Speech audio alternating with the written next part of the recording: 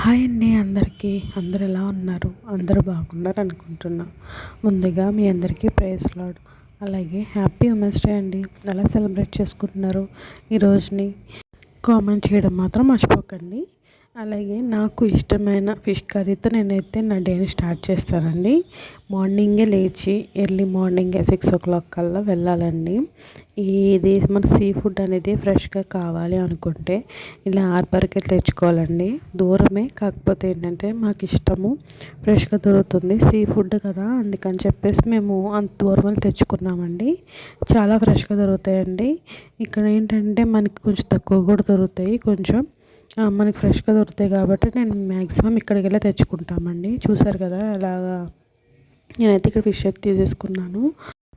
Fish తీసేసుకొని దాని తర్వాత ఇక్కడ ఫిష్లు ఇంకేమున్నాయని చూస్తున్నాను. ఇక్కడ చూసారా ఎంత పెద్ద పెద్ద ఫిష్లు ఉన్నాయో.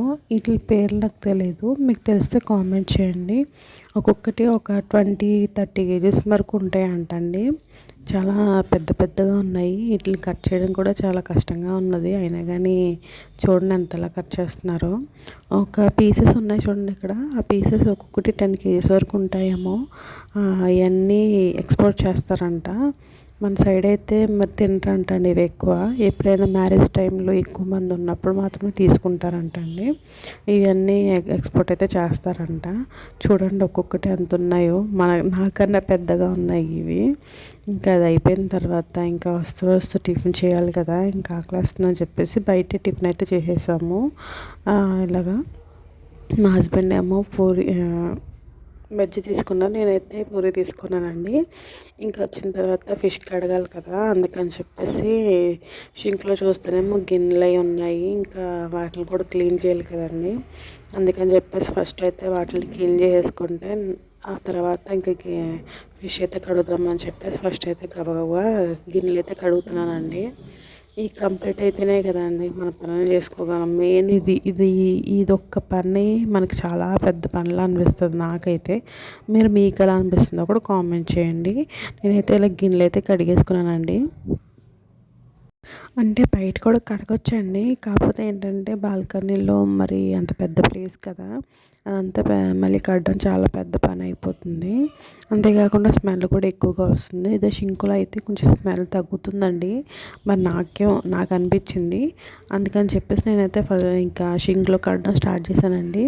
ఇంతకుముందు అయితే బయటే కడిగేదాన్ని, చాలా ఇబ్బంది అనిపించేది. అంటే స్మెల్ మొత్తం అంతా కడడం చాలా టైం కూడా పట్టేసేది. ప్రాసెస్ ఎక్కువ ఉందని చెప్పేసి నేనైతే ఇంకా షింక్లో బయట కడగడం మానేసి ఇంకా షింక్లో అయితే కడుగుతున్నానండి.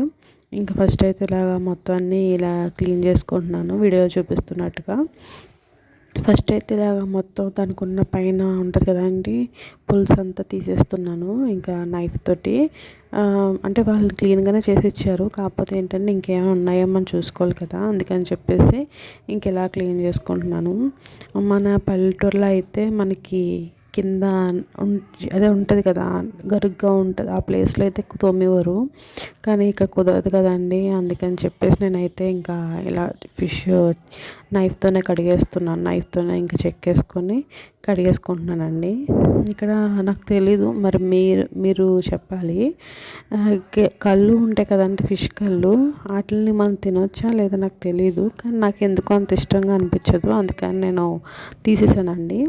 ఇంకా అన్నీ మంచిగా క్లీన్ చేసేసుకున్నాను. ఒక 2-3 సార్లు కడిగేసుకున్న తర్వాత దీంట్లోకి కొంచెం ఉప్పు, పసుపు కూడా వేసి మంచిగా కడిగేసానండి.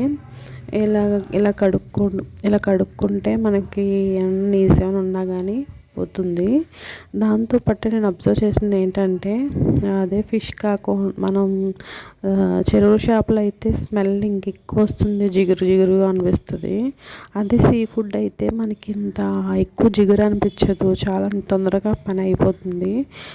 నాకెందుకు అలా అంటే చెరువు చేప కన్నా సీ ఫుడ్డే మంచిగా అనిపిస్తుంది. సముద్రం చేపే కొంచెం తొందరగా క్లీన్ అవుతుందండి, అందుకనేమో నాకు ఎక్కువ లైక్ చేస్తాను నేను సీ ఫుడ్ కోసం.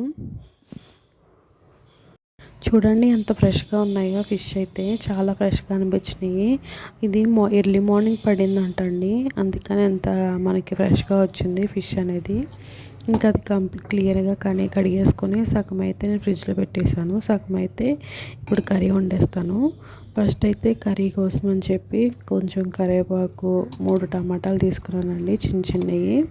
దాంతోపాటు 2 ఉల్లిపాయలు అయితే తీసుకొని మంచిగా కట్ చేసేసుకున్నాను. నేను ఇది ఫస్ట్ మిక్సీ చేసుకున్నాను మసాలా కోసం అని చెప్పేసి. ఇలా కట్ వేసుకుంటే మనకి ఏంటంటే గ్రేవీ అనేది కొంచెం ఎక్కువగా వస్తుంది. అదే మనం ఇలా కాకుండా మనం కట్ చేసుకొని వేసుకున్నాం అనుకోండి, అది అంత గ్రేవీగా అనిపించలేదు. నేను అబ్జర్వ్ చేసింది అయితే. ఇంకా దీంట్లోనే కొంచెం పచ్చిమిర్చి కూడా వేసుకొని ముందుగా పెట్టుకున్న మెంతులు కూడా వేసుకున్నానండి.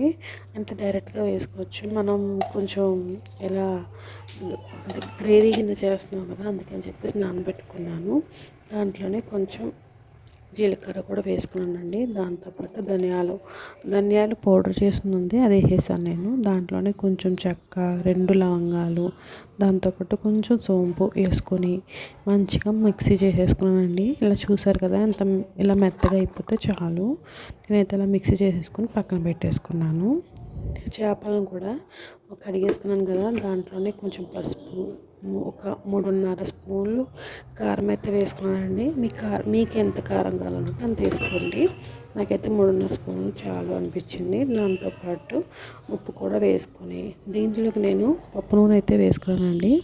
పప్పు నూనె అయితే మనకి టేస్ట్ అయితే బాగుంటుందని చెప్పి నేనైతే పప్పు నూనె అయితే వేసుకున్నాను. మంచిగా కలిపేసుకొని పక్కన పెట్టేసుకున్నా. ఇంకా దీన్ని మంచిగా స్మాష్ చేసి పెట్టుకుంటే మనకి కొంచెం ఇంకా అంటే ముందుగానే రెడీ చేసి పెట్టుకుంటే ఇంకా బాగా ఇంకా లోపలికంతా ఉప్పు కారాలన్నీ వెళ్ళి మంచిగా టేస్ట్ అయితే బాగా వస్తుంది. ఇంకా దీన్ని అయితే నేను పక్కన పెట్టేసుకొని ఇప్పుడు కడాయి తీసుకుని దాంట్లోకి ఆయిల్ వేసుకొని దాంట్లో కొంచెం మెంతులు వేసుకొని కరివేపాకు కూడా వేసుకొని కొంచెం వేగిన తర్వాత ఒకే ఒక ఉల్లిపాయ అయితే వేసుకున్నానండి. చిన్న చిన్న ముక్కలు కట్ చేసేసుకొని ఇది కొంచెం వేగిన తర్వాత ముందుగా మనం రెడీ చేసుకున్న మసాలా అయితే దీంట్లో వేసేసుకొని వేగనివ్వాలి. మంచిగా వేగాలండి. ఇది మొత్తం డ్రై అయిపోయి కొంచెం ఆయిల్ అనేది బయటకు వస్తుందంటే మంచిగా వేగిపోయినట్టే. ఇలా వేగిన తర్వాత దీంట్లోకి నేను అల్లం వెల్లుల్లి పేస్ట్ వేసాను. అంటే ముందే మిక్సీలో వేసేయచ్చు, కానీ నా దగ్గర ఉంది కదా అని చెప్పేసి నేనైతే అల్లం వెల్లుల్లి పేస్ట్ వేసుకున్నాను. మీకు కుదిరితే దీంట్లో డైరెక్ట్గా ముందే వేసేసుకోండి. అల్లం వెల్లుల్లి అనేది మిక్సీలో వేసుకోండి. దాని తర్వాత ముందుగా మనం రెడీ చేసి పెట్టుకున్నాం కదా ఉప్పు, కారం, నూనె వేసుకొని అది కూడా దీంట్లో వేసుకొని ఒకసారి గట్టి పెట్టి తిప్పేసుకోవడమే. ఇప్పుడు చూసారు కదా, చింతపండు నేను కొంచెం తీసుకున్నాను, ఎందుకంటే నేను కొంచెం దీంట్లోనే మామిడికాయ కూడా వేద్దాం అనుకుంటున్నాను. అందుకని చెప్పేసి కొంచెం తీసుకొని నానబెట్టేసాను. మనం ఇప్పుడు వాటర్ అనేది అడ్జస్ట్ చేసుకొని ఇంకా ఇందులో గట్టి పెట్టకూడదండి. ఇంకా గట్టి పెట్టకుండా జస్ట్ చేత్తోనే మనం గిన్నె పట్టుకొని తిప్పాలి. దాంట్లోనే కొంచెం పచ్చిమిర్చి కూడా వేసేసుకొని ఉడకనివ్వాలి. కొంచెం ఉడికిన తర్వాత దీంట్లో నేనైతే మామిడికాయ ముక్కలు అయితే వేసుకున్నాను. నాకు ఇవి చాలా పుల్లగా ఉన్నాయి, అందుకని చెప్పేసి నేను హాఫ్ అయితే వేసుకున్నానండి. ఇలా ఉడికిన తర్వాత ఇందాక మనం నానబెట్టుకున్న చింతపండు పులుసు దీంట్లో వేసుకుని దాంతోపాటు కొంచెం కరివేపాకు కూడా వేసుకుంటే మనకి ఫ్లేవర్ అయితే బాగుంటుందండి. ఇది ఒక 10 నిమిషాలు ఉడుకుతుంది. ఈ లోపల నేనైతే జీలకర్ర, వెల్లుల్లి దంచుకున్నానండి.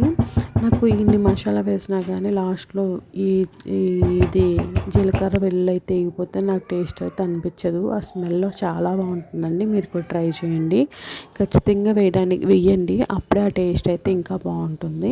నేనైతే ఇది వేసేసుకొని ఒక 10 నిమిషాలు అయిన తర్వాత ఈ జీలకర్ర, వెల్లుల్లి వేసేసుకొని ఇది ఒక 5 నిమిషాలు ఉడకనిచ్చిన తర్వాత నేను ఇంకా దీంట్లో కొత్తిమీర, కొంచెం కరివేపాకు కూడా కట్ చేసేసుకొని వేసేసుకొని దించేసుకున్నానండి. అంతేనండి, చాలా సింపుల్గా అయిపోతుంది. మన చేపల కూర అంటే ఏదో అనుకుంటాం కానీ చాలా సింపుల్గా అయిపోతుంది. నిజం చెప్తే మీరు నమ్మరు. ఈ కర్రీ మాకు ఒక్క పూటకి అయిపోయిందండి. మేమిద్దరమే కదా, అయినా కానీ మా ఇద్దరికి ఇది చాలా తక్కువ అయిపోయింది. అంత టేస్ట్ అయితే చాలా బాగా వచ్చిందండి, నిజంగా చెప్తున్నా. మా హస్బెండ్ అయితే బాగుందని చెప్పేసి మొత్తం ఫిష్ కర్రీ అంతా ఖాళీ అయిపోయింది. అంత బాగుంది. మీరు కూడా ట్రై చేయండి, తప్పకుండా ట్రై చేయండి.